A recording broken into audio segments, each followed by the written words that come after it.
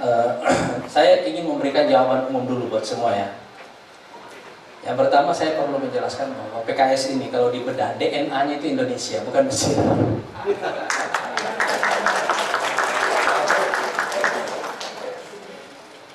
Saya mencari momen yang paling tepat kapan saatnya saya ingin mengatakan hal ini kepada banyak orang gitu ya. Tetapi saya juga perlu menjelaskan bahwa kita semuanya sebagai kelompok ya.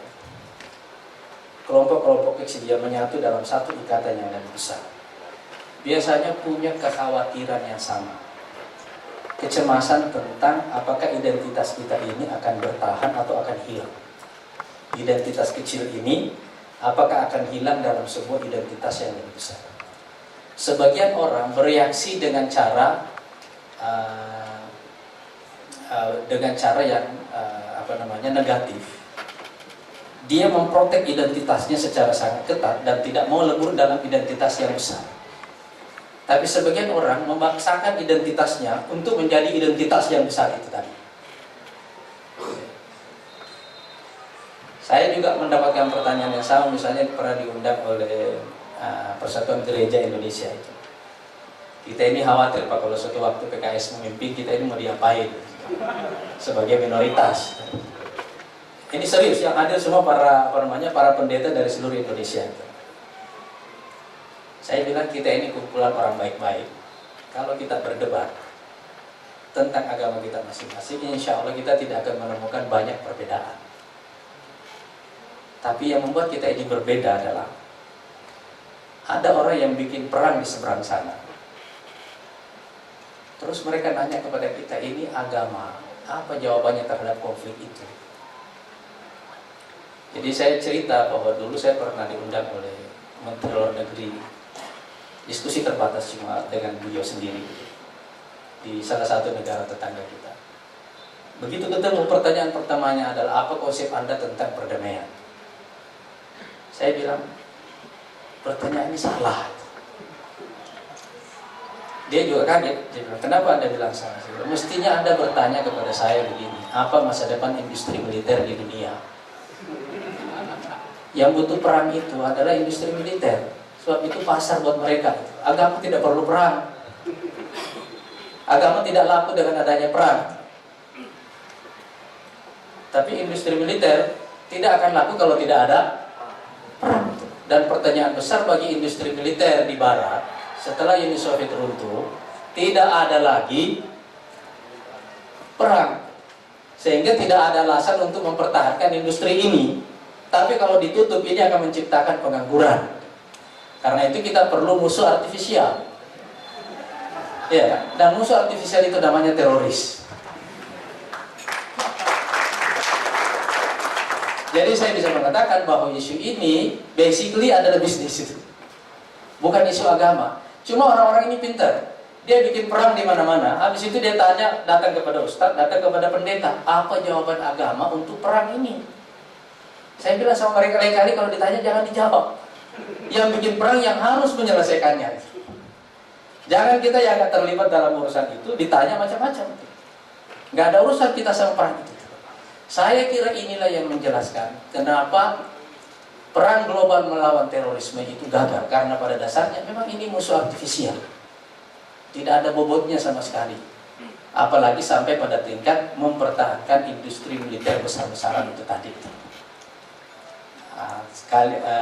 Ini juga sekaligus terkait dengan pertanyaan soal itu tadi ya, soal citra tentang kelompok itu tadi.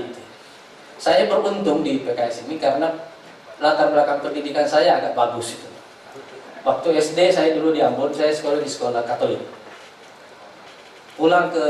Saya pulang ke kampung, saya sekolah lagi pagi di SD, sore itu di madrasah NU. Nah, SMP SMA saya sekolah di Muhammadiyah. Nah, waktu kuliah saya sekolah di sekolah Saudi, Wahabi. Nah, waktu jadi sekjen saya ikut Lemhanas. Ini angkatan saya Pak Sudi Silalahi, saya satu angkatan dengan beliau. Nah, jadi agak lengkap. Selain itu saya juga beruntung sejak dulu mahasiswa, saya sendiri punya program sendiri keliling Indonesia. Jadi begitu libur saya tidak pulang ke rumah, biasanya saya keliling gitu. Menurut saya kita ini semuanya sebagai kelompok perlu waktu untuk memahami Indonesia yang sangat besar ini.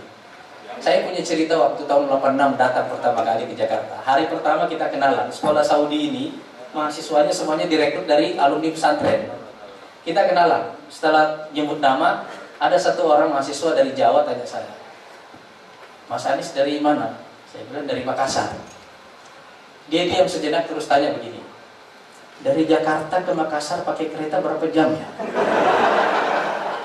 Sekarang Anda ketawa karena Anda sudah tahu geografi Republik ini kan? Tapi itulah tahun 86 yang lalu. Tahun 86 dia tidak tahu bahwa negara kita ini negara kepulauan. Kan itu hanya satu bukti bahwa dia tidak belajar geografi dengan baik. Dia tidak salah, memang tidak pernah diajarkan tentang geografi Indonesia kepada dia. Jadi kita semuanya sebagai kelompok, baik etnis maupun agama ataupun ideologi, perlu merangkak secara perlahan-lahan mengintegrasikan pemahaman kita tentang Indonesia ini. Dan saya kira ini yang tidak terjadi dalam pendidikan kita.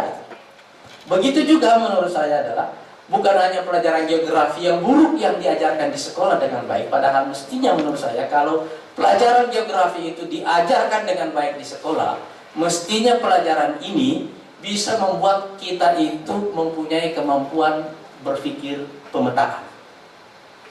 Makanya geografi itu selalu dari dulu ilmu raja-raja. Karena pekerjaan pertama seorang raja itu pemetaan. Geografi itu pelajaran penting. Begitu juga dengan sejarah. Ini juga ilmu yang tidak diajarkan dengan baik, apalagi konstruksinya. Sejarah di Indonesia di masa Orde Baru adalah sejarah Indonesia yang anti Orde Lama. Ya kan? Kita tidak belajar tentang sejarah kita sebagai sebuah entitas peradaban. Kita belajar sejarah kita sebagai sebuah sistem politik yang diajarkan di sekolah, yang sistem ini berbeda dengan sistem Orde Lama. Karena itu fungsi sejarah sebagai sebuah ilmu yang seharusnya mampu membuat kita berpikir sekuensial, itu tidak terjadi. Makanya kalau kita melihat di Indonesia, salah satu ciri berpikir orang Indonesia kebanyakan itu adalah diskontinu. Gampang terputus.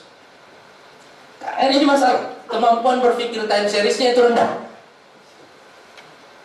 Karena ilmu-ilmu dasar ini tadi, itu tidak diajarkan dengan baik sesuai fungsinya di sekolah.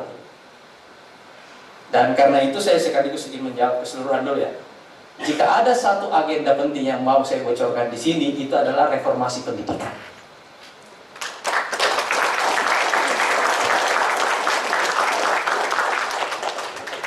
Pertama-tama masalah struktur organisasinya dulu. Departemen pendidikan ini terlalu besar. Anggarannya pun karena mandatori dari undang-undang itu terlalu besar. Menurut saya ini perlu dibelah dua. Satu pendidikan dasar dan menengah, satu pendidikan tinggi, ini satu kementerian tersendiri. Mana tahu menterinya dari UI nanti yang pendidikan tinggi. Karena ini skop kegiatannya terlalu besar. Yang kedua orientasinya. Menurut saya pendidikan dasar dan menengah itu harus diorientasikan pada pendidikan karakter. Dan dalam proses pendidikan karakter ini yang jauh lebih penting itu adalah menanamkan apa yang saya sebut sebagai the logic of life. Coba kita lihat saja. Kita selalu mengkritik kemiskinan kita, tapi akarnya menurut saya ada di kurikulum ini. Ya kan? Ada satu kata dalam hidup kita yang mempengaruhi hidup kita seluruhnya sampai kita meninggal. Tapi kita tidak pernah belajar sejak di rumah, di sekolah, sampai kita dibentur oleh realitas kehidupan. Namanya uang. Kita tidak pernah belajar tentang itu. Tidak pernah kita mendapatkan financial education di rumah, di sekolah, sejak kita kecil dan seterusnya. Kita ini manusia yang paling dimanjakan oleh masyarakat kita sendiri. Kecil diongkosi oleh orang tua sampai kita selesai kuliah. Selesai kuliah masih diongkosi oleh mertua beberapa tahun. Sampai kita bisa mandiri. Karena konsepnya extended family. Iya kan? Karena itu pengangguran tidak terlihat ini banyak gitu kan? Ada banyak juga kader PKS yang mengalami masalah ini kan?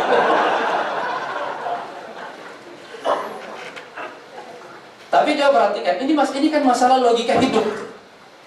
Apa logisnya hidup kita ini kalau kita membuatnya seperti itu gitu kan?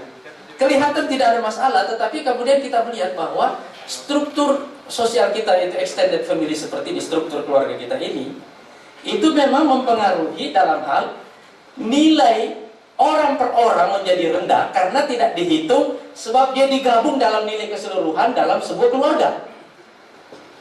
Ya kan? Orang tidak dihitung secara individual, tetapi dihitung sebagai sebuah keluarga. Satuan kecil kita itu namanya keluarga. Jadi kalau misalnya ada keluarga terdiri dari ayah, ibu, dan 5 orang anak, 1 orang sukses, 1 ini mengongkosi semua yang 5, semuanya yang 5 ini, dan karena itu tidak terlihat keluarga itu miskin. Tapi nilai orang per orang itu tidak dihitung, karena yang kita hitung adalah ini. Nah, nanti ini sekaligus nanti kalau saya sedikit masuk dalam konsep ekonominya, gitu ya. Ini sekedar cara berpikirnya. Saya tidak menyebutkan agendanya, tapi cara berpikirnya. Menurut saya ini waktu yang tepat juga untuk sekaligus menjawab pertanyaan sebenarnya elemen apa saja yang menciptakan kemakmuran. Kita ini terlalu fokus pada penciptaan kemakmuran kepada 2 elemen utama, satu pemerintah, satu lagi bisnis. Dan kita lupa bahwa elemen pertama yang sebenarnya justru lebih fundamental itu adalah keluarga dan sekolah. Mengapa orang-orang ini tidak menjadi bagian dari pencipta kemakmuran? Gitu. Karena kita tidak mengajarkan mereka dari awal untuk itu. Itu yang saya sebutkan tadi. Kritik saya kepada kurikulum kita ini, kurikulum pendidikan kita khususnya di bagian dasar dalam pembangunan kepribadian kita ini tidak memberikan kita apa yang saya sebut dengan pendidikan tentang the logic of life. Sehingga kita ini berpikir, karena itu kalau orang Indonesia itu tampak seperti kadang-kadang melo dan seterusnya gitu ya. Itu juga sebagiannya karena itu. Sehingga kebutuhan melakukan reformasi pendidikan ini menurut saya tidak terkait dengan masalah berapa periode Anda akan memimpin nanti, tetapi ini adalah bangunan dari usaha untuk membangun sebuah fondasi dari kemakmuran jangka panjang. Kita mulai dari sini dulu. Mulai dari hulunya. Mulai dari hulunya itu. Nah, kalau pendidikan tinggi menurut saya kita tidak akan mengarahkannya kepada pendidikan kepribadian lagi. Tetapi kita akan mengarahkan pendidikan tinggi ini kepada satu fungsi utama, fungsi supply side dari perguruan tinggi. Dia selama ini menurut saya, mindset pendidikan kita terutama sejak eranya Pak Nugroho dulu ya, konsep link and match itu ya, mereduksi fungsi pendidikan ini hanya untuk kebutuhan industri. Sementara civil society, orang-orang tidak disiapkan ke sana karena kita tidak menganggap itu sebagai sebuah kebutuhan. Sehingga pemimpin-pemimpin informal kita misalnya, itu tidak disuplai juga dari sini secara baik, artinya orientasinya ke sana. Begitu juga negara dan seterusnya. Jadi fungsi supply side dari perguruan tinggi ini yang menurut saya perlu kita kuatkan. Dan bahwa perguruan tinggi ini adalah sumber di mana kita menemukan orang-orang terbaik yang kita siapkan untuk mengisi semua struktur di pasar, civil society, dan juga di negara. Ini itu apa namanya? Itu idenya. Sehingga dia tidak hanya men-serve satu sektor dalam kehidupan kita, seperti yang ada dalam konsep link and match seperti itu, tetapi dia men-serve semua aspek ini tadi itu. Sehingga pada suatu waktu menurut saya nanti kalau kita akan melihat ya, orang-orang yang memimpin negara, orang-orang yang memimpin pasar, orang-orang yang memimpin masyarakat secara umum, itu adalah produk-produk terbaik yang berasal dari perguruan tinggi.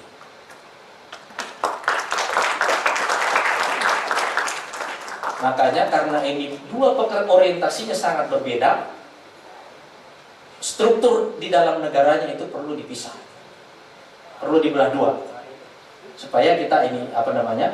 Kita pisahkan dari awal ini.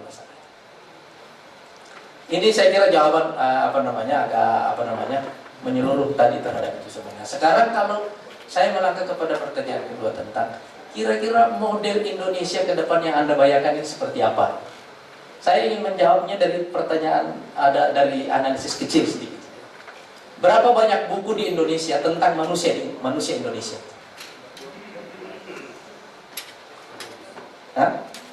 Kita pasti cuma menyebut satu, manusia Indonesia yang ditulis Mokhtar Lubis, ya kan? Tapi berapa banyak penelitian yang dilakukan di semua perguruan tinggi di Indonesia tentang manusia Indonesia?